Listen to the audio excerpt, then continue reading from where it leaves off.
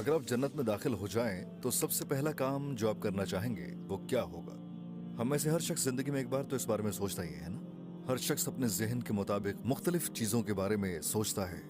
अपने प्यारों से मुलाकात जो इस दुनिया से जा चुके हैं, अपनी वालिदा, अपने वालिद और बहन भाई, उनके साथ वक्त गुजारना, उन्हें गले लगाना और उनसे ये कहना कि मुझे आपकी बहुत याद आती थी, मैं हमेशा आपके लिए दुआएं करता था। क्या आप उन लम्हात को महसूस कर सकते हैं? फिर उन्हें बताना कि आप पर क्या हालात गुजरे, उनसे बातें करना और हमेशा के लिए उनके साथ मिलकर रहना। क्या ये जबरदस्त बात नहीं है? कुछ भाइयों से हम सवाल करते हैं कि वो जन्नत में जाने के बाद सबसे पहला काम क्या करना चाहेंगे, तो हमें ऐसे जवाबात भी मिलते हैं, मसलन उड़ना चाहेंगे, या किसी तारीखी जंग में जाना चाहेंगे, या किसी तारीखी शख्सियत से मुलाकात करना, उन लम्हात को गुजारने का तजुर्बा करना, एहरामों को तामीर करते हुए देखना, पहले इंसान और नबी हजरत आदम अलैहिस्सलाम की तन्हाई का मुशाहिदा करना, हजरत नूह अलैहिस्सलाम की तूफान का मुशाहिदा करना, हजरत इब्राहीम अलैहिस्सलाम के आग में डाले जाने के मंजर को देखना, हजरत मूसा अलैहिस्सलाम का फिरौन के साथ मुकाबला देखना, जंग बदर का मुशाहिदा करना और इन जैसे तमाम तारीखी वाकयात का चश्मदीद गवाह बनना। अगर हम जन्नत में दाखिल हो गए तो वहाँ हमारे देखने के लिए बहुत सी चीजें हैं। वो तमाम चीजें जिनकी हम ख्वाहिश रखते हैं, हमारे सारे ख्वाब पूरे हो जाएंगे इंशाल्लाह। आज हम बात करेंगे जन्नत के बारे में।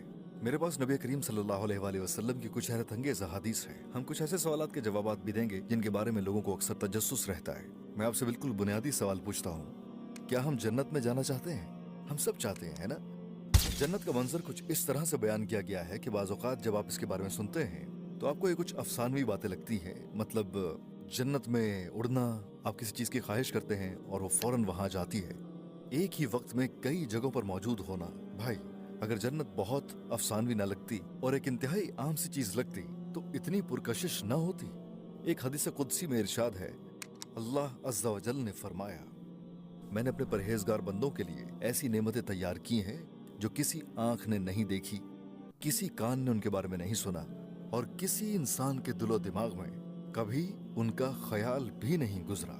जो लोग जन्नत को नाकाबिले यकीन समझते हैं, उन्हें अपनी तख्लीक पर नजर डालनी चाहिए। क्या ये बड़ी बात नहीं कि उसने तुम्हें बगैर किसी चीज के पैदा कर दिया? हमारा रब हमें एक ऐसी जगह की दावत दे रहा है जहाँ नामुमकिन मुमकिन हो जाएगा। हम एक ऐसी जगह की तरफ जा रहे हैं जिसका हम तसव्वुर भी नहीं कर सकते, जहाँ ना कोई गम होगा, ना कोई परेशानी, ना कोई अफसोस। वहाँ किसी किस्म की बुरी गुफ्तगू होगी, ना धोखा, ना गीबत। आपको ऐसा कोई खदशा नहीं होगा। मैंने ऐसा किया तो लोग मुझ पर तनकीद करेंगे, लोग मेरे बारे में क्या कहेंगे। आपको ऐसी कोई फिक्र नहीं होगी। जिस चीज की आप ख्वाहिश करेंगे वो आपके सामने आन मौजूद होगी। ऐसा कोई एहसास महरूमी नहीं होगा कि जब जी चाहे तब अपने प्यारों के साथ मिलकर कोई काम नहीं कर सकते। आप सब इकट्ठे ही होंगे। वो वाकई अमन से भरपूर जगह होगी। वो हमारा असल घर है और इंशाअल्लाह अगर हम इम्तिहान पास कर लें तो वो हमारा इंतजार कर रहा है। जन्नत की एक और तशरीह अल्लामा बदियुज़्ज़मा सईद नूरसी रहमतुल्लाह अलैह ने अपनी तफसीर में बयान की है। वो फरमाते हैं, जमीन पर 1000 साल की खुशगवार जिंदगी जन्नत के 1 घंटे के बराबर भी नहीं है। जन्नत के 1000 साल अल्लाह के दीदार के 1 घंटे के बराबर नहीं है। इस जिंदगी के बारे में मत सोचें जो आप इस वक्त गुजार रहे हैं। एक ऐसी जिंदगी का तस्वुर करें शुरू से लेकर आखिर तक खुशियों से भरपूर हो, जिस जिंदगी में हज़ार सालों में एक भी परेशानी ना आए। तो ये किसके बराबर नहीं है?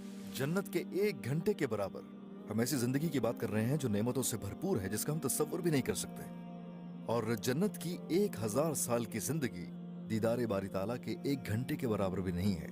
अल्लामा नूरसी इसकी वजाहत के लिए एक हदीस नकल करते हैं। नबी करीम सल्लल्लाहु अलैहि वसल्लम का इरशाद है, और अल्लाह के दीदार की लज्जत जन्नत की तमाम नेमतों से बढ़कर है। यहाँ तक कि अल्लाह का दीदार करने वाले जन्नत की सब नेमतों को भूल जाएंगे और अल्लाह के दीदार के बाद उन लोगों के चेहरों की खूबसूरती में इतना ज्यादा इजाफा हो जाएगा कि जब वो वापस लौटेंगे उनके महल्लात में मौजूद उनके घर वाले उन्हें बमुश्किल ही पहचान पाएंगे, वो भी गौर करने के बाद।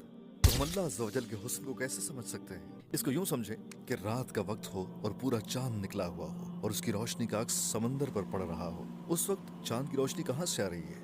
ये सूरज से आ रही है ना?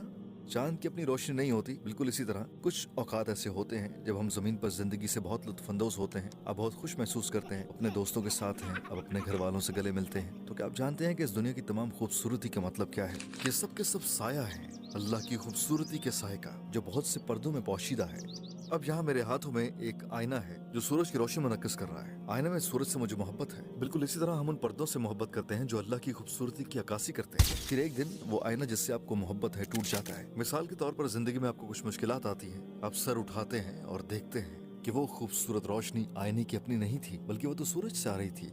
बिल्कुल इसी तरह जब हम दरमियान में हिजाबात हटाते हैं तो हमें समझ आती है कि वो तमाम खूबसूरती जो हम इस दुनिया में देखते हैं वो हकीकत में अल्लाह की तरफ से है।